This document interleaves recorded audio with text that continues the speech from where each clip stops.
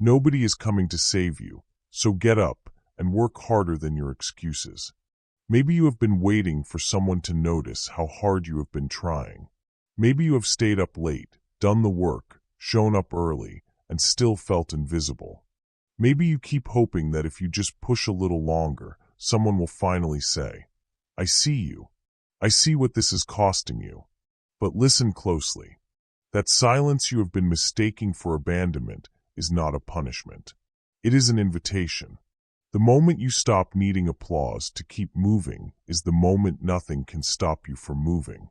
Support was never the fuel. It was only ever a comfort, and comfort was never required for progress. This book is about learning to build a life that does not collapse when nobody is watching. It is about turning isolation into discipline instead of despair. It is about discovering the version of you that was always strong enough. You just never had to find her or him until now. It is about replacing the search for outside validation with the construction of an inside foundation. It is about getting up anyway, working anyway, becoming anyway, whether a single soul claps for you or not. If you feel unseen, unsupported, and exhausted from carrying weight nobody else even knows you're carrying, this message is for you. Because the ones who change their lives are never the ones with the loudest cheering section. They are the ones who learn to walk forward in the quiet. Chapter 1. Nobody is coming, and that is your freedom. You have to accept, fully and without bitterness, that your life is your job, and no one is coming to clock in for you.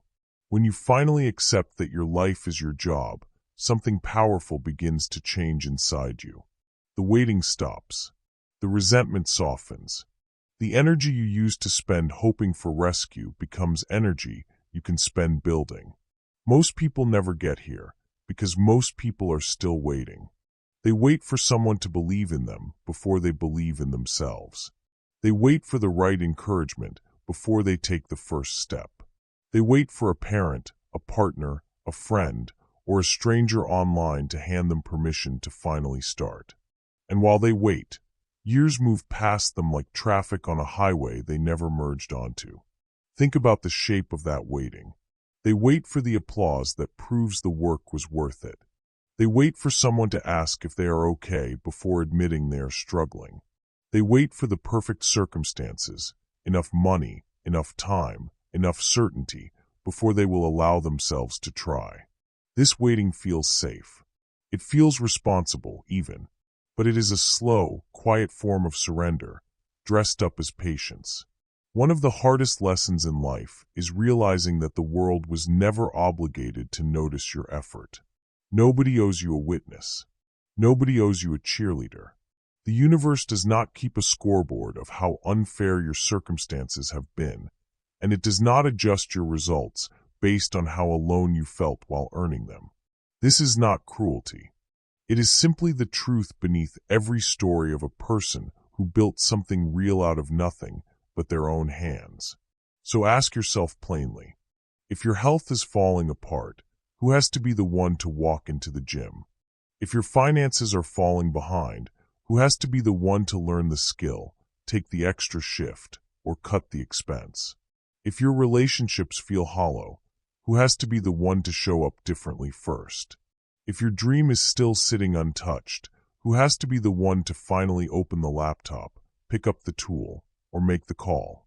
Every single question resolves to the same one-word answer: you. Many people feel disappointed because they believed effort was supposed to be witnessed to count. But people who actually change their lives understand that effort counts the moment it happens, whether a single person sees it or not. Many people quietly give up because the silence around their striving felt like proof they were failing. But the ones who eventually break through understand that silence is simply what growth sounds like before it becomes visible. Many people confuse unsupported with unable. But the ones who rise learn to separate the two completely, understanding that a lack of support was never actually a lack of capability. This does not mean you become cold, or stop valuing people, or pretend you do not want connection. It means you stop making your forward motion conditional on receiving it. Start treating your own effort as sufficient reason to continue. When you finish a hard day and no one asks how it went, tell yourself, quietly and honestly, that you know how it went, and that is enough for today. When you hit a goal and no one throws you a celebration, celebrate it internally with the same seriousness you would want from someone else, because that internal acknowledgement, repeated daily, becomes a foundation no external opinion can shake. Build a private relationship with your own discipline, one where you are the first person your effort has to answer to, not the last. Keep showing up even when no one is counting. Keep working even when no one is clapping. Keep building even when no one has noticed yet. This is not a punishment you are enduring. This is the exact training ground every strong, self-sufficient person had to walk through before their life ever looked different from the outside. Before we go further, if what you have heard so far is landing somewhere true in you, take 15 seconds and like this video. And if you are not already subscribed, consider doing that too. Not for me, for the version of you a year from now, and for someone else out there tonight who feels just as unseen as you do, who might need this exact message to land in front of them. Helping this reach one more person who is sitting awake, alone, wondering if anyone else understands. That is a small thing you can do that costs you nothing and might change someone else's night the way this one is changing yours. Chapter 2. Work in the dark, build in silence. There is a particular kind of loneliness that comes from doing the right things and having no one around to notice. You wake up early when the house is still dark. You choose the harder task when the easier one was sitting right there. You say no to the shortcut, and nobody sees the moment you said it. This is the terrain of this chapter, learning to work in the dark without losing your nerve.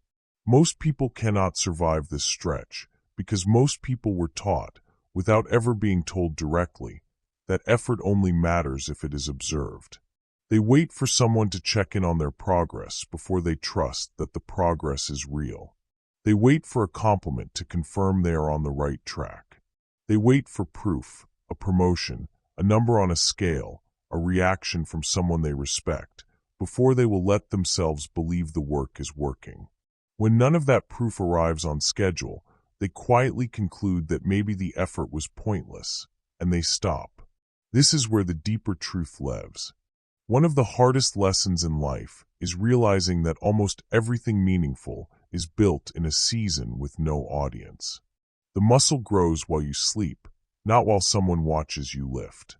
The skill sharpens in the 1,000th repetition, not the one someone happened to film. The character forms in the choice nobody will ever know you made. The extra hour of practice, the meal you did not eat out of impulse, the conversation you handled with patience instead of anger, alone in a room with only your own conscience as a witness.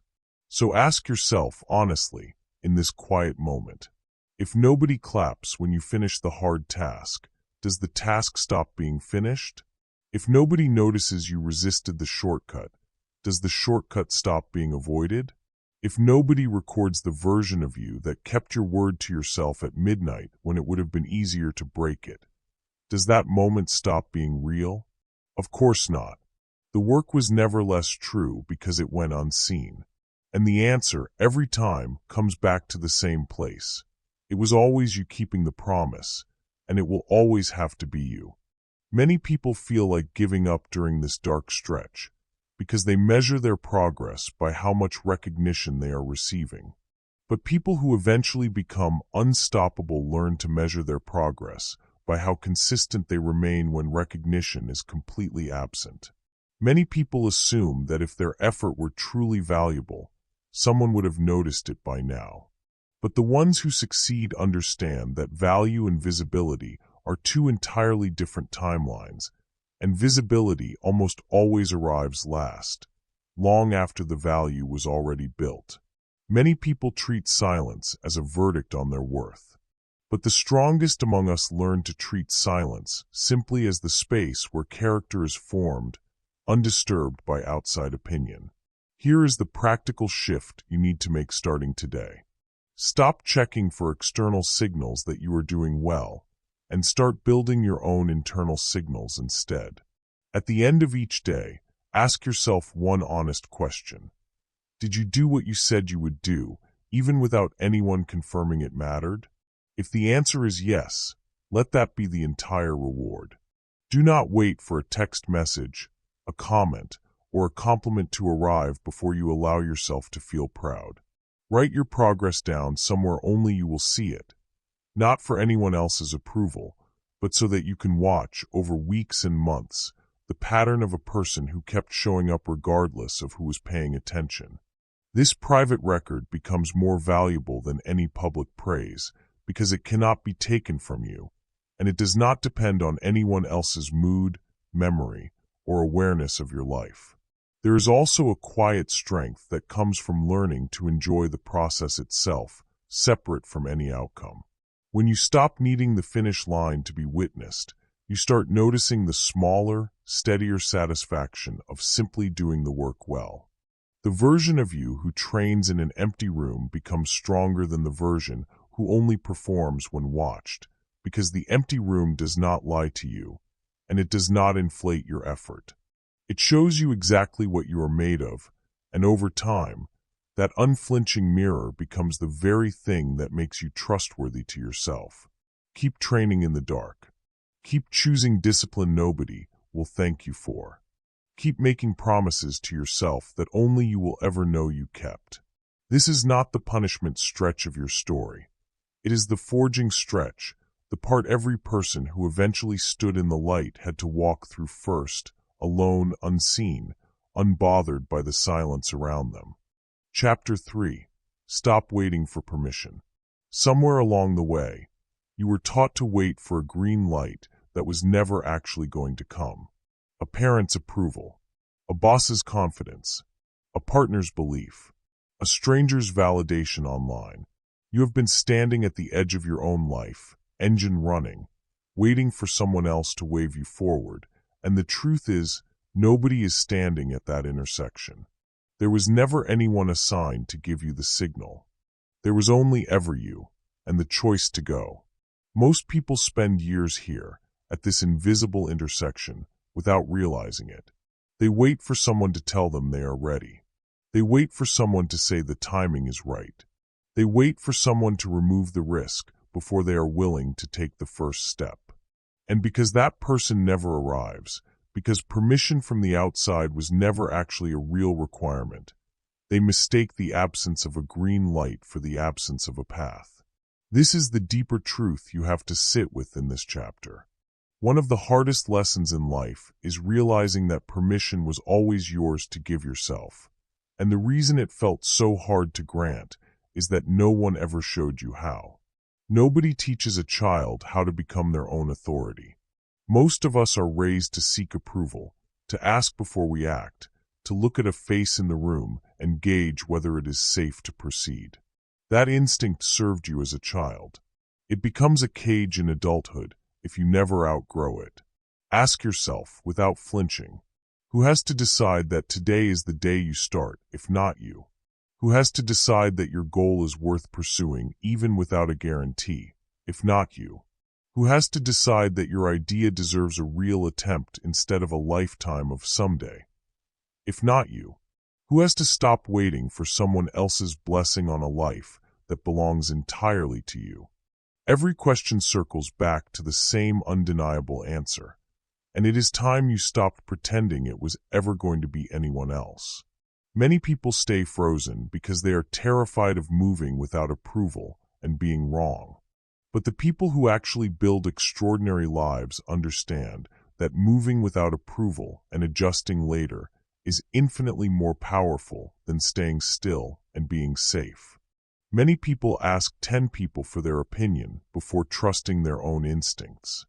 But the ones who break through learn to ask themselves first and treat their own judgment as something worth strengthening through use, not something to outsource out of fear. Many people believe that waiting for certainty is wisdom. But real wisdom is understanding that certainty rarely arrives before action. It is usually built by the action itself, one attempt at a time. Here is how this looks in practice. The next time you catch yourself hesitating because you have not yet told anyone your plan, or because you are quietly hoping someone will confirm it is a good idea, pause and notice what you are actually doing. You are handing your own authority to someone who was never asked to hold it. Instead, write the plan down for yourself, in your own words, and take one small action on it before you tell another soul. Let your first step belong entirely to you, untouched by outside opinion, so that no one else's doubt or excitement can determine whether you begin. If you feel the old urge to seek approval, redirect that energy inward and ask yourself the only question that has ever mattered. Does this decision move you closer to the person you are trying to become? If it does, that is permission enough. There is a quiet, powerful shift that happens the day you stop asking and simply start doing. The fear does not fully disappear. It rarely does, but it stops being the deciding vote. You begin making decisions the way a person who trusts themselves makes decisions. Imperfectly, sometimes clumsily, but consistently, and consistency is the thing that eventually outperforms permission every single time. Stop waiting for the nod. Stop waiting for the invitation. Stop waiting for someone to hand you a life you were always allowed to build yourself. Give yourself permission today, in this exact moment, and let that be the last time you ever wait for anyone else's approval to become who you are meant to be. Chapter 4. Carry the weight nobody else can see. There is a weight you carry that nobody else can see, and by now, you have probably stopped trying to explain it to people because the explaining never seemed to land. This chapter is about that invisible weight, the bills only you know the real number on, the fear only you sit with at night, the responsibility that lands on your shoulders while everyone else assumes you are fine because you have gotten so good at looking fine.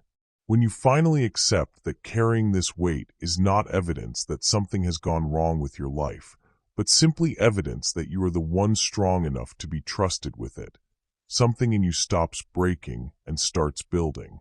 Most people, when the weight becomes heavy, look for someone to hand it to. They wait for a partner to notice how much they are holding and offer to take half. They wait for a friend to ask the right question at the right moment, one that finally opens the door to saying, "Actually, I'm struggling." They wait for circumstances to simply become lighter on their own, as if enough time passing will quietly dissolve the responsibility instead of the responsibility having to be met head-on.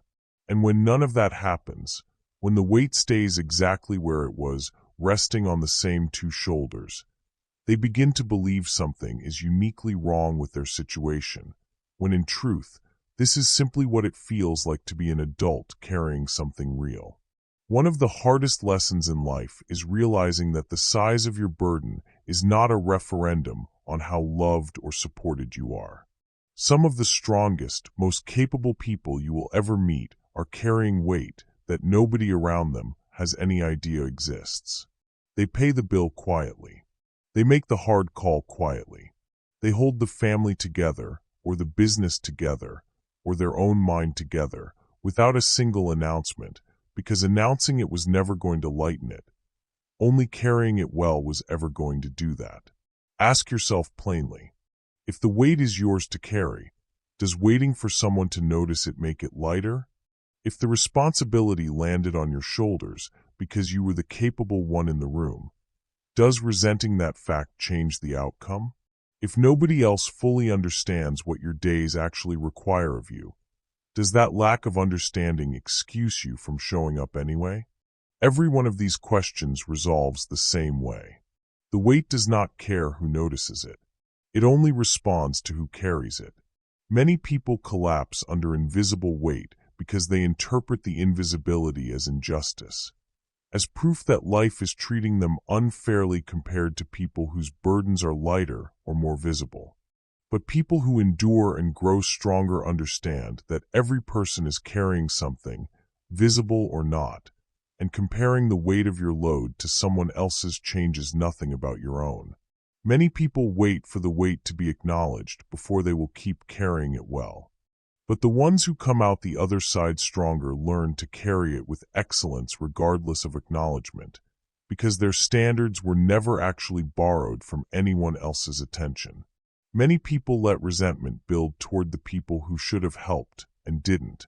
But the strongest among us learn to release that resentment, not because the help wasn't deserved, but because resentment adds a second weight on top of the first, and only one of those weights was ever necessary.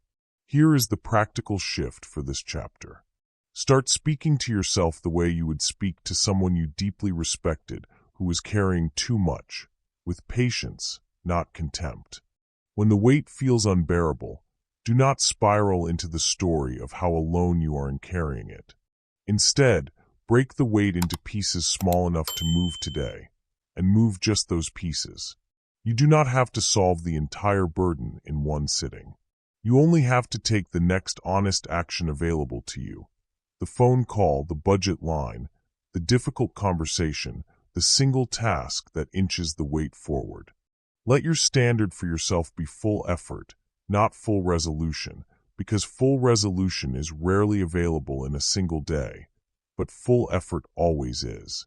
There is also a quiet dignity in learning to carry something well without narrating it to everyone around you.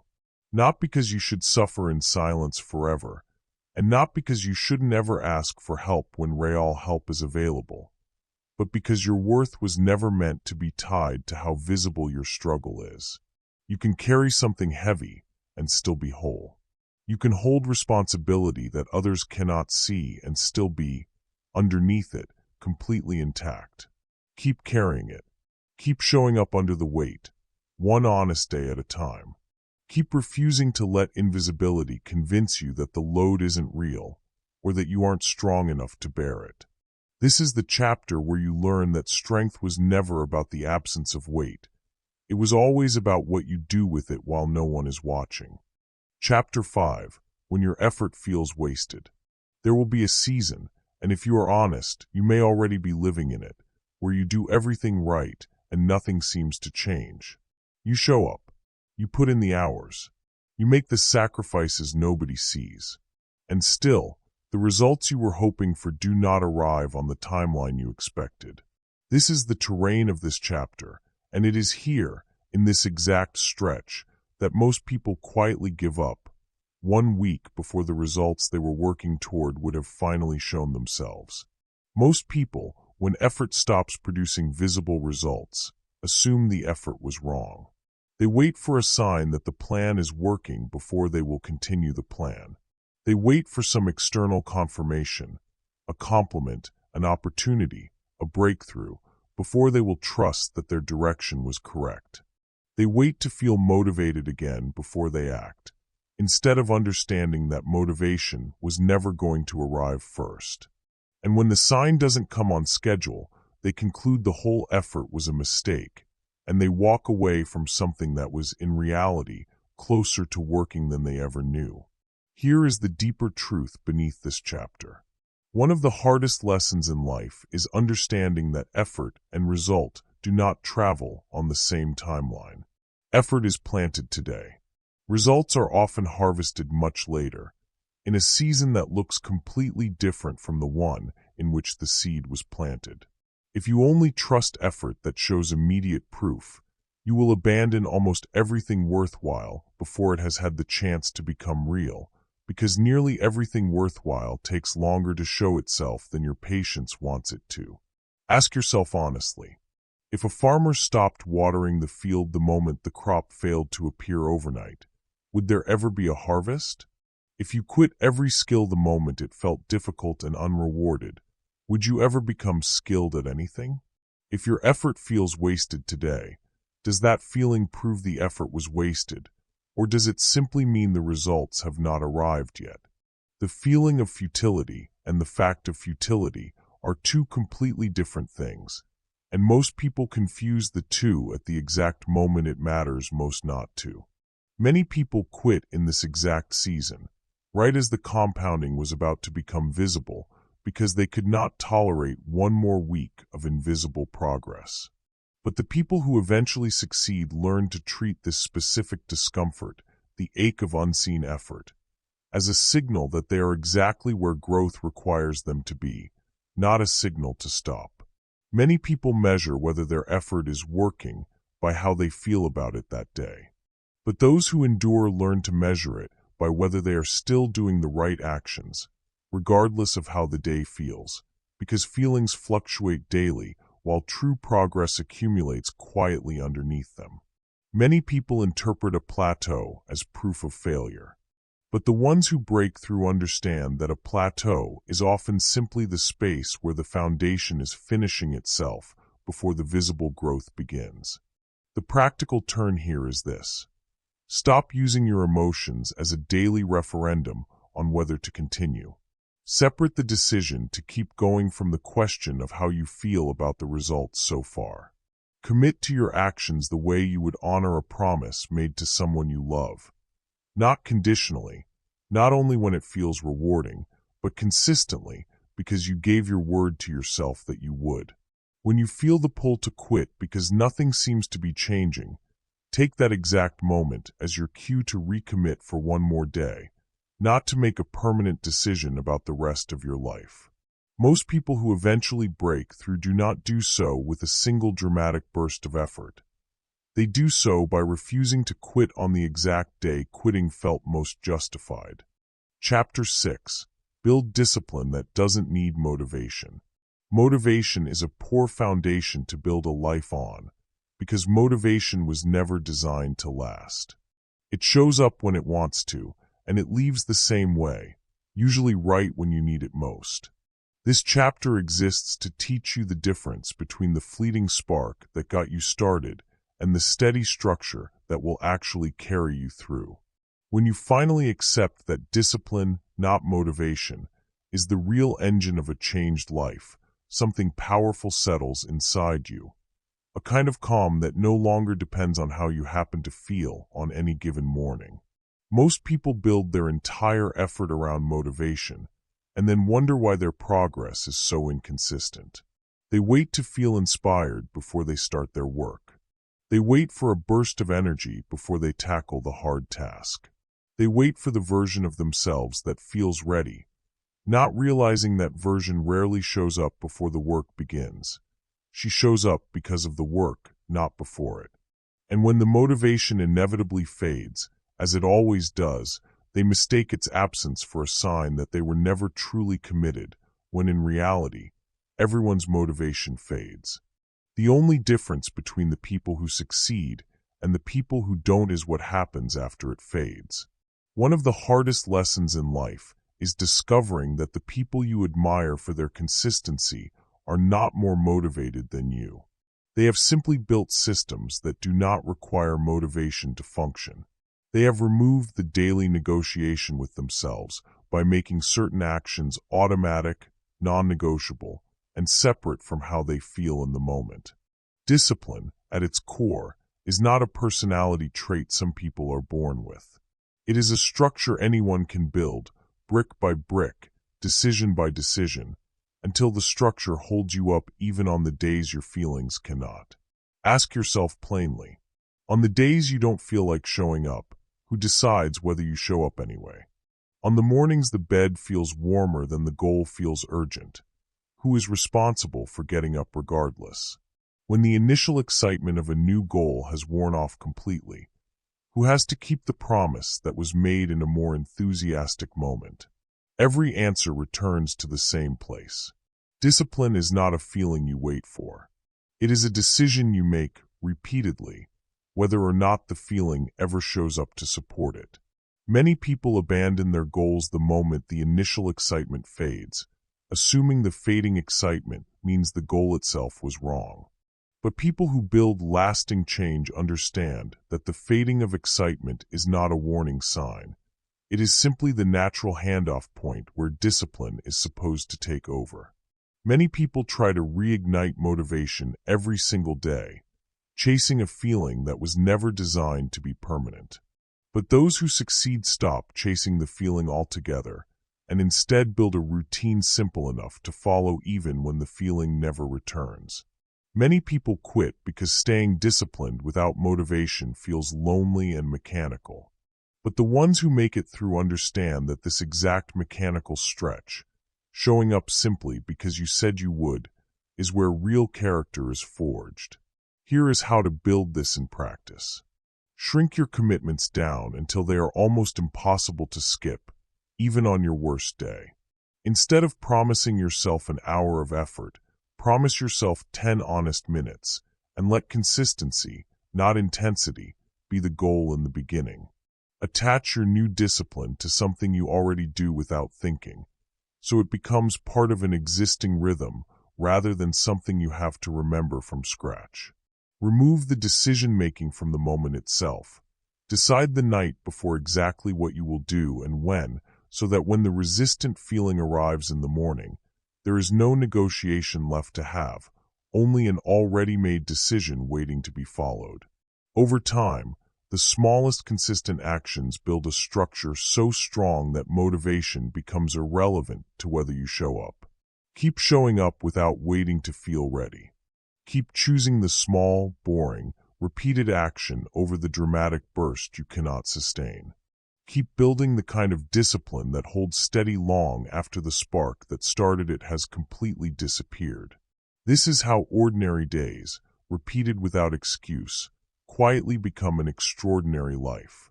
Chapter 7. Let go of who didn't show up. There are people in your story who did not show up the way you needed them to. Maybe it was a parent who was never able to say the words you needed to hear. Maybe it was a friend who disappeared exactly when things got hard. Maybe it was someone who promised support and quietly, without ever announcing it, stopped offering any.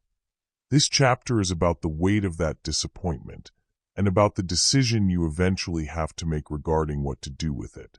Most people carry this disappointment forward for years without realizing how heavy it has become.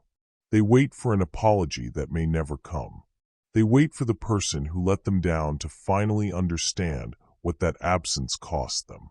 They wait for closure to be handed to them from the outside, as if someone else holds the key to their own peace. And while they wait, the resentment sits quietly in the background of every new relationship, every new opportunity, coloring their trust, their openness, their willingness to try again. One of the hardest lessons in life is realizing that closure is not something other people give you. It is something you eventually have to build for yourself, brick by brick, whether or not the person who hurt you ever acknowledges what happened. Waiting for someone else to complete your healing is waiting for a key that may not exist, held by someone who may never choose to hand it over. This does not mean what happened to you was acceptable. It means your peace can no longer be conditional on someone else's willingness to make it right.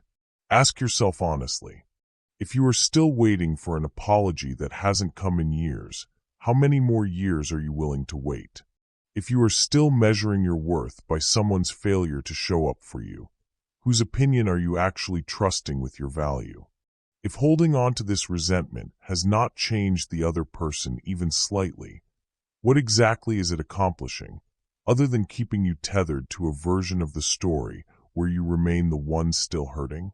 The answer, uncomfortable as it is, points back to you, because you are the only one with the power to finally set it down. Many people confuse letting go with saying what happened didn't matter. But people who truly heal understand that letting go simply means the event no longer gets to control their present, even though it mattered deeply when it happened. Many people believe forgiving someone means giving them access to hurt them again. But those who find real peace understand that forgiveness is not about reopening the door. It is about no longer needing that person to walk through it in order to feel whole. Many people wait for the relationship to be repaired before they will release the pain. But the ones who move forward understand that release does not require reconciliation. It only requires a decision, made privately, to stop carrying something that was never yours to carry forever. The practical turn here is simple, though not easy. Write down honestly what you needed from the person or people who did not show up. Not to send it to them, not to confront them, but to finally name it clearly to yourself, because unnamed pain tends to leak into places it doesn't belong. Then ask yourself what it would look like to give yourself, today, some version of what you were waiting for them to give you. The reassurance, the belief, the steady presence, and start offering that to yourself in small, consistent ways. You cannot rewrite what happened. You can, however, stop assigning your future to the custody of people who already showed you what they were and were not capable of giving. Release the waiting. Release the resentment. Release the quiet hope that the apology is still coming, and build your peace without it. This is not weakness. It is one of the strongest things you will ever do, because it means you've finally stopped outsourcing your healing to people who never claimed the job in the first place. Chapter 8. When it feels like too much. There will be moments, maybe you are in one right now, when the weight of building alone feels like more than you can hold. Not a bad day, but a bone-deep exhaustion that makes you question whether any of this is worth continuing. This chapter does not ask you to pretend that feeling away. It asks you to understand it, so it stops having the power to stop you. Most people, when they hit this point of exhaustion, treat it as proof that they have taken the wrong path entirely. They wait for the overwhelm to pass before they will take another step, as if rest and quitting were the same decision. They wait for a burst of strength to return before continuing, instead of understanding that strength often returns after the next step is taken, not before. They wait to feel completely capable again before trusting themselves with anything difficult, and in that waiting, weeks slip by where nothing moves forward at all, deepening the very exhaustion they were hoping to escape. One of the hardest lessons in life is learning to tell the difference between needing to rest and needing to quit. They can feel almost identical in the body. The same heaviness, the same reluctance, the same voice whispering that you have had enough. But rest is a pause inside a commitment that remains intact. Quitting is the dissolving of the commitment itself. Learning to recognize which one you are actually feeling in the moment it matters is one of the most important skills anyone building a life alone will ever develop. Ask yourself honestly, in this exact moment, is your body asking for a night of real rest? Or is your mind asking you to abandon something you still believe in? Has the goal itself become meaningless? Or has today simply been heavier than most? If you slept, ate well, and gave yourself one honest day of recovery, would the goal still matter to you tomorrow? If the answer is yes, what you are feeling is fatigue, not failure. And fatigue was never a valid reason to abandon something that still matters to you. Many people push through exhaustion by ignoring it entirely, treating rest as weakness, until they eventually break in a way that costs them far more time than the rest would have. But people who sustain real, lasting change learn to treat rest as part of the plan, not a betrayal of it, building recovery into their effort the same way a body needs recovery to grow stronger from training. Many people, on the other hand, use exhaustion as an excuse to abandon a goal the moment it becomes difficult, mistaking a hard season for a wrong direction. But those who succeed learn to distinguish between the two, honoring real fatigue with real rest, while refusing to let temporary difficulty be mistaken for a permanent verdict on the goal itself. Here is the practical shift for this chapter. When you feel this specific kind of overwhelmed, give yourself permission to slow down without giving yourself permission to disappear. Take the rest you actually need, sleep, quiet, a day away from the pressure. But keep the smallest thread of the commitment alive, even if it is only a single minimal action that reminds both your mind and your future self that you have not walked away. This might mean simply reviewing your plan instead of executing it fully, or taking one small step instead of the 10 you had originally intended. The goal in these seasons is not momentum. It is survival of the commitment itself, so that when your strength genuinely returns, there is still something standing for you to return to. Rest without quitting. Slow down without disappearing. Protect the commitment even in the seasons where you cannot protect the pace. This is how the people who build extraordinary lives alone actually survived the seasons that would have ended a weaker resolve. Not by never feeling overwhelmed, but by refusing to let the overwhelm become the end of the story. Chapter 9.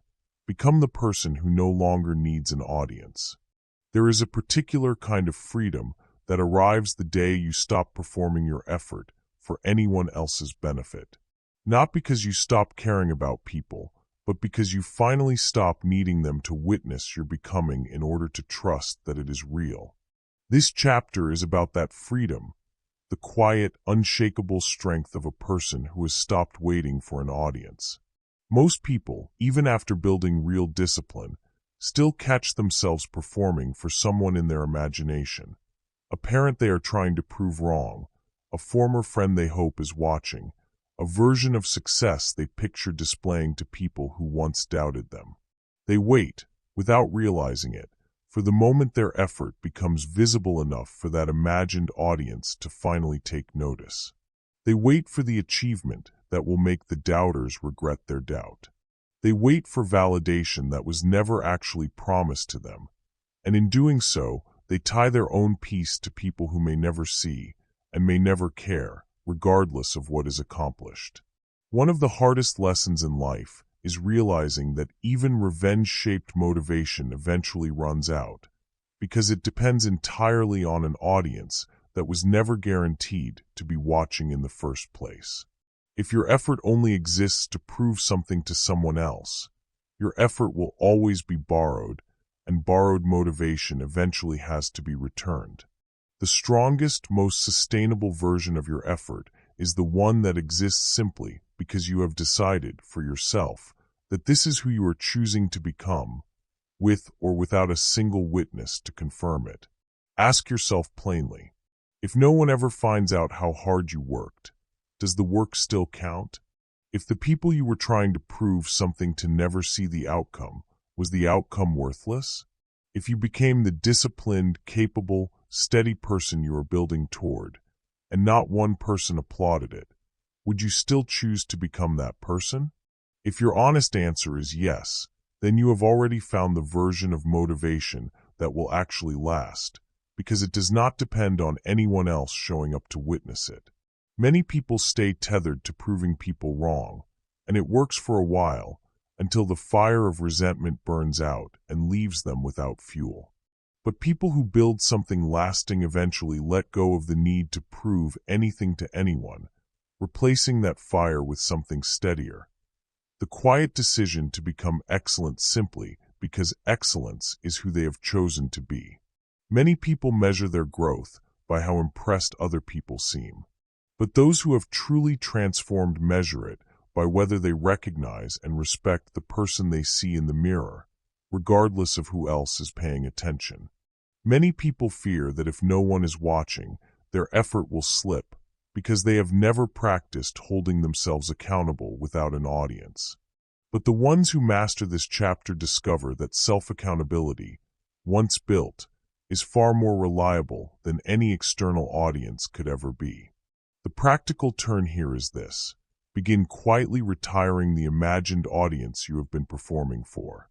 Each time you notice yourself thinking, "This will show them," gently redirect the thought toward what actually matters. Whether this choice reflects the person you are trying to become, independent of anyone's opinion. Practice completing tasks you have no intention of telling anyone about, purely to strengthen the muscle of doing things for their own sake. Notice how it feels to finish something meaningful in complete privacy, and let that feeling, not outside recognition, become the marker you trust most. Over time, this shift moves you from a life reacting to who did or didn't support you, into a life built entirely on your own terms, answerable finally only to yourself. Let go of the audience. Let go of the need to be seen in order to believe it counted. Let go of borrowed fire and build something steadier in its place, a quiet, self-sustaining discipline that needs nothing from anyone else in order to keep burning. Chapter 10. Get up anyway. Everything in this book has been leading here to the single truth beneath all of it. Nobody is coming to save you, so get up and work harder than your excuses. You heard that line at the very beginning, when it may have felt heavy, maybe even unfair. By now, you understand it differently. It was never a punishment. It was permission to stop waiting and start building. Most people spend their entire lives circling this truth without ever fully accepting it. They wait for one more sign before they commit completely. They wait for the people around them to finally change before they allow themselves to change first. They wait for a guarantee that the effort will be worth it before they are willing to give the effort everything they have. And in that waiting, an entire life can quietly pass by, untouched by the very transformation that was always available to them, right where they stood. One of the hardest lessons in this entire journey is also the most liberating one. The moment you stop requiring anyone's help in order to move forward is the moment nothing external can ever hold you back again. Not because help is bad, not because connection doesn't matter, but because your forward motion can no longer be hostage to whether it arrives. You become, finally, someone whose progress depends on nothing but their own decision to continue. Ask yourself one final time in this closing chapter, if nobody claps for the next hard thing you do, will you still do it? If nobody notices the quiet work still ahead of you, will you still show up for it? If the support you have wished for never fully arrives, will you still build the life you know you are capable of? If your answer, after everything you have just walked through, is yes, then you have already become the person this entire book was written to help you become. Many people spend their lives waiting for permission, waiting for applause, waiting for someone to hand them a life they were always capable of building themselves. But you now understand something most people never learn. Support was never the requirement. Presence was never the requirement. The only requirement the entire time was your willingness to get up, again and again, regardless of who was or wasn't standing beside you. Many people will read a message like this one and feel something for a moment, then let the feeling fade by morning. But you are not most people, not anymore, because you have walked through every chapter of what it actually takes to build something real, alone in the dark, without waiting for anyone's approval. Here is what you carry forward from here. You carry the understanding that your life is your job, and no one else was ever going to clock in for you. You carry the discipline to work in the silence, without needing the noise of recognition to know the work was real. You carry the willingness to release the people who didn't show up, without needing their apology to move on. You carry a version of yourself that no longer performs for an audience, because you have learned to trust your own eyes as the only witness that ever truly mattered. Nobody is coming to save you. Nobody ever was. And once you stop mourning that fact and start building because of it, your life stops waiting on anyone else's permission to become extraordinary. Get up. Work harder than your excuses. Build so completely on your own 2 feet that even the total absence of support could never again be the reason your life stayed small. If this book met you somewhere real tonight, do one thing before you go. Subscribe, so the next message like this one finds you when you need it. Like this video, so it reaches someone else out there who is sitting exactly where you were sitting an hour ago. And if you're willing, leave a comment with one word describing what you're walking away ready to build. Because someone scrolling through tonight, feeling just as alone as you once did, might see your word and finally decide to get up too. Nobody is coming to save you, so get up and work harder than your excuses.